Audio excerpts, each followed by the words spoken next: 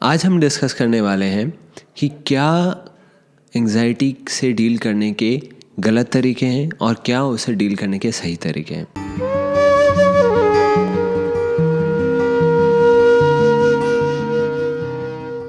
नमस्कार, मैं हूं शिवम गीता क्विज से और हम आपके लिए लेकर आए हैं Bhagavad Gita, your best friend, your true guide and your most valuable asset.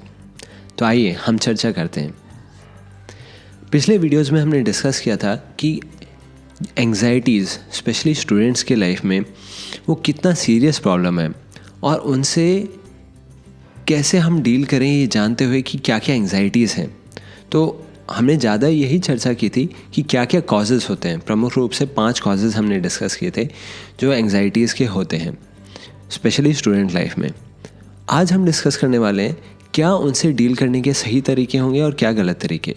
लेकिन इन सब को डिस्कस करने से पहले हम ये मेंशन करेंगे कि हम जो तरीके डिस्कस करेंगे वो आप लोगों के लिए कस्टम फिट रहेगा। कहने का मतलब आपके पर्सनालिटी टाइप के लिए वो डिवाइड करके हम बताएंगे। जो हमारे एक पहले वीडियो में हमने डिस्कस किया था कि कैसे आप अपना नेचर समझ सकते हैं, तो उसका लिंक ऊपर है, आप उस वीडियो को ज़रूर रेफ़र कीजिए जिससे आप जान सकें आप किस टाइप की एनर्जी में सिचुएटेड हैं, सत्वगुण, रजोगुण या तमोगुण। उसके अनुसार आप इसको फॉलो करेंगे तो बहुत हेल्पफुल रहेगा।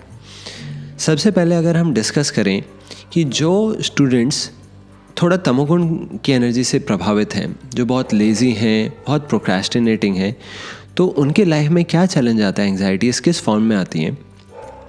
वो लाइफ में ज़रूर ये नोटिस करेंगे कि जब भी कोई डेडलाइन होती है, कोई ऐसी चीज़ होती है जो करनी है, तो उनको एंग्जाइटीज़ बहुत ज़्यादा नहीं होती हैं, लेकिन वो उसको बहुत केयरफ्री तरीके से, बहुत लाइट तरीके से टाल देते हैं।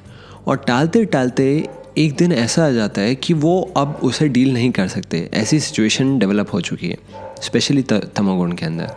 और फाइनली जब वो डील नहीं कर पाते और बहुत बड़ा एक नेगेटिव इम्पैक्ट होता है उसका कैरियर पे, लाइफ में, किसी एग्ज़ाम में, तो क्या होता है, ये स्टूडेंट्स जो तमोगुण के इन्फ्लुएंस में थे उनको बहुत बड़ा एंग्जाइटी का एकदम स्ट्रोक मिलेगा।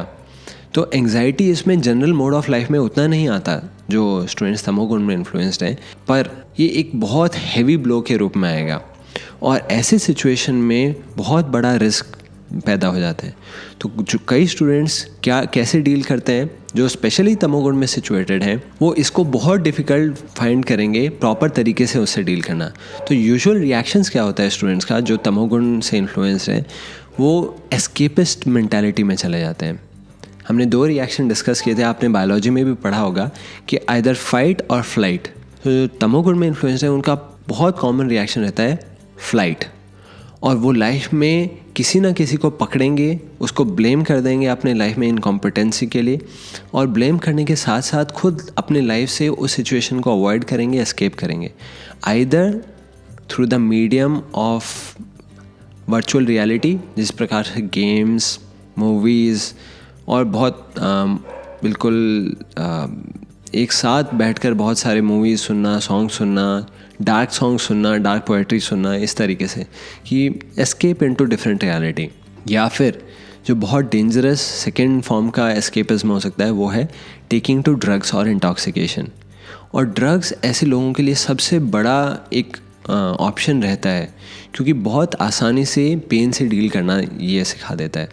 तो स्पेशली जो स्टूडेंट्स इस मेंटालिटी में पहले ही सिचुएटेड थे, प्रोक्रेस्टिनेशन, लाइफ में एनर्जी ना फील करना, इंस्पिरेशन फील ना करना, तो उनके लिए बहुत बड़ा हमेशा ही ये रिस्क रहता है कि वो इम्प्रॉपर वे से डील करें लाइफ से।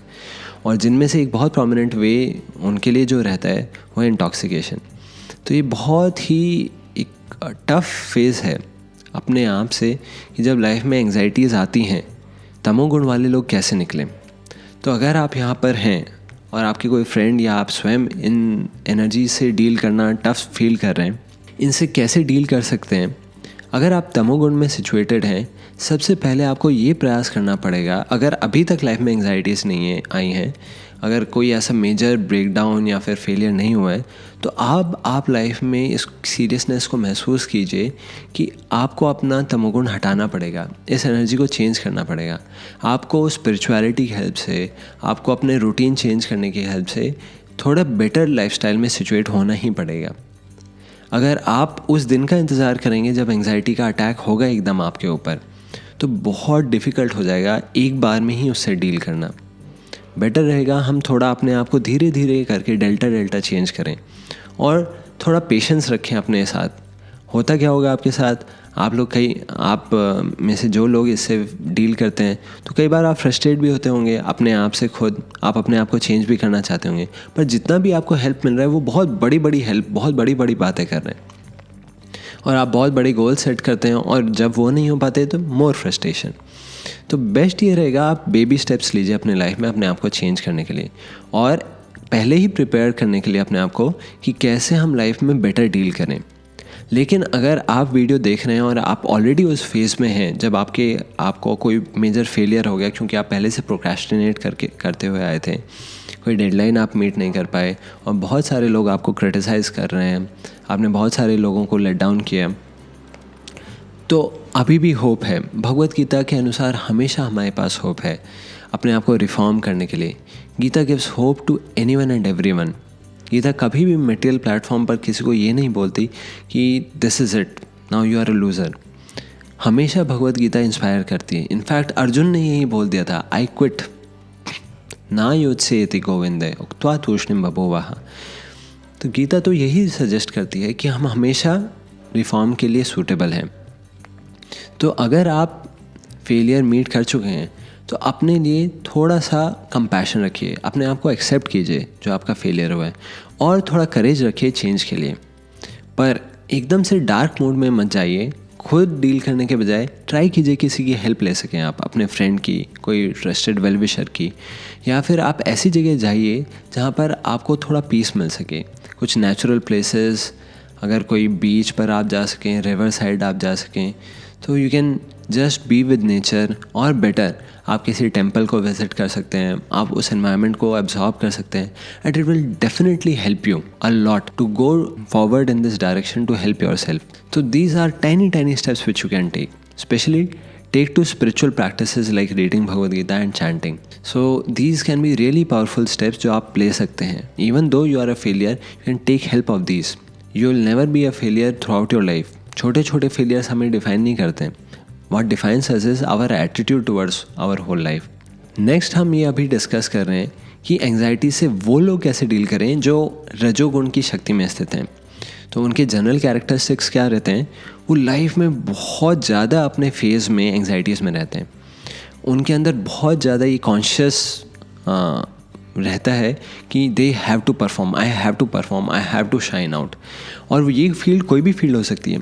स्टूडेंट्स के लिए ज़रूरी नहीं है कि वो स्टडी ही एक फील्ड हो, ये डिपेंड करेगा स्टूडेंट्स के लिए वो आइडेंटिफाई अपने आप को किस चीज़ से कर रहे हैं। अगर वो आइडेंटिफाई कर रहे हैं अपने आप को कि मैं स्टडी में कुछ अचीव करूँगा, जो रजोगुण में स्थित हैं, तो they will be very much anxious performance को लेकर when it comes to study. अगर 2 नंबर का भी टेस्ट अनाउंस कर दिया जाए, वही उनकी नींद उड़ा सकता है, मतलब चैन तो एटलीस्ट उड़ा सकता है। और एंड सेमेस्टर एग्ज़ाम से पहले या फिर फाइनल एग्ज़ाम से पहले, हाफ ईयरली एग्ज़ाम से पहले, इन सब एग्ज़ाम से पहले तो एंग्जाइटी अनलिमिटेड हो जाती है स्टूडेंट्स की जो रजोगुण में इन्फ्लुएंस्ड है। तो अगर आप ऐसी चीज़ें फील करते हैं कि हर एक टेस्ट में, हर एक एग्ज़ाम में आपको एंग्जाइटी रेज हो रही है, आप समझिए कि ये रजोगुण का प्रभाव है और आप अपनी आइडेंटिटी स्टडी से कर रहे हैं।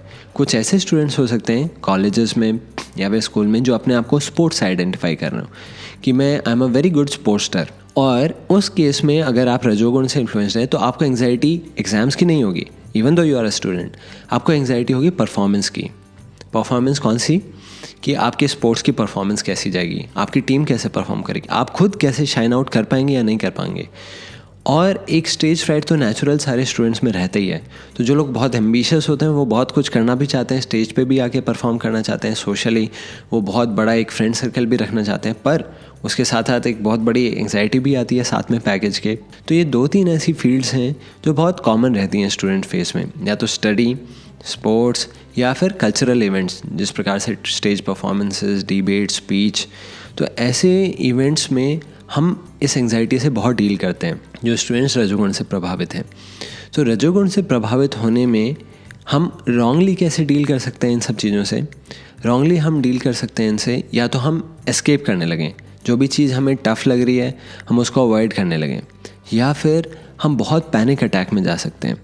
पैनिक अटैक किस सेंस का, जो भी चीज़ हमें जिसमें परफॉर्म करना है वो हमें इतनी एंग्जाइटी दे रहा है कि हम इतना परेशान हो जा रहे हैं, छोटी सी चीज़ है पर एंग्जाइटी इतना बड़ा, डिसप्रपोर्शनेट एंग्जाइटी। तो ऐसे केस में हम यूजुअली अपने हेल्थ को भी हार्म कर सकते हैं।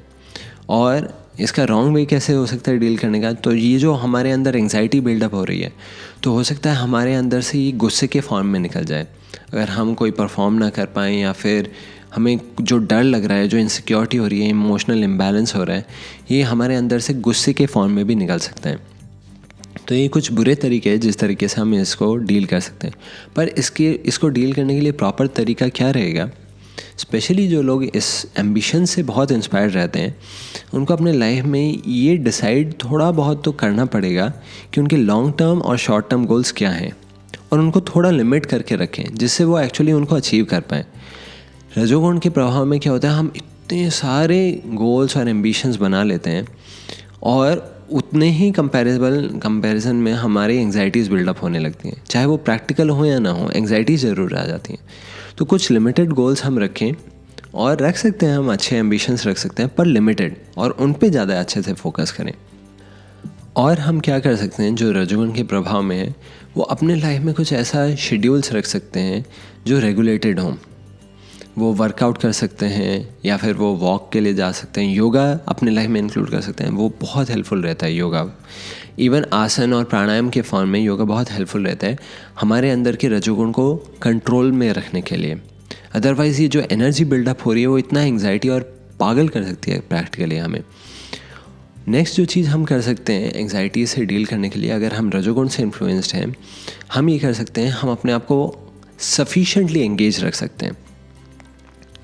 एक सबसे बड़ा रिस्क जो रजोगुण के प्रभाव में स्टूडेंट्स को होता है वो ये, अगर वो एनर्जी बाहर निकल भी ना पाए तो वो क्या करती है, दिमाग को ऐसे तूफ़ानी तरीके से वो हिलाती है कि हम इतना ओवर थिंकिंग करने लगते हैं, इतना सोचने लगते हैं लाइफ के बारे में, अपने बारे में, फ्यूचर के बारे में, इतना रैंडम और इतना ओवर पावर्ड थाट्स, और यूजुअली वो थाट्स ड्रिफ्ट होने लगते हैं धीरे धीरे नेगेटिविटी की तरफ।